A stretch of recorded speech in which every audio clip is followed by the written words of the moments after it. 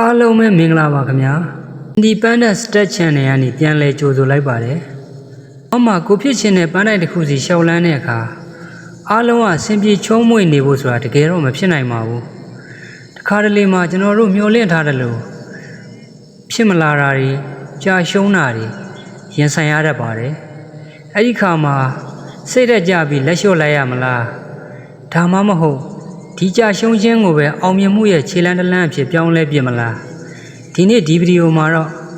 ကြာရှုံးမှုတွေကိုအောင်မြင်မှုအဖြစ်ဘယ်လိုတွင်ပြောင်းမလဲဆိုတဲ့နီလန်ကောင်းတွေကိုမျှဝေပေးသွားမှာမို့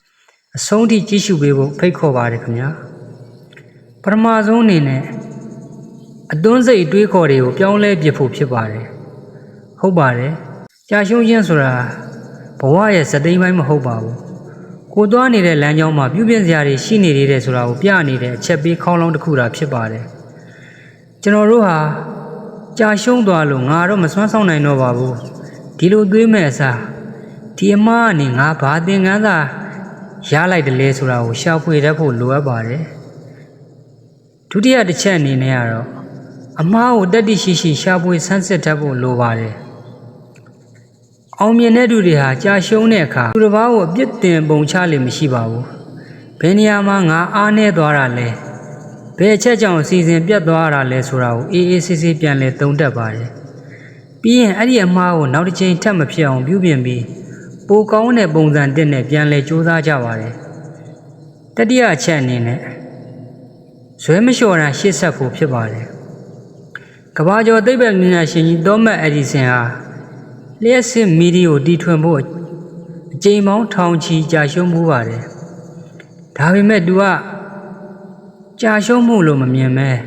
မီဒီလို့လို့မရတဲ့နီလန်ပေါင်းထောင်ချီကိုရှာဖွေတွေ့တယ်လို့ပဲသူတတ်မှတ်ခဲ့တာပါစိတ်တက်မကြပဲဆက်လျှောက်ပါ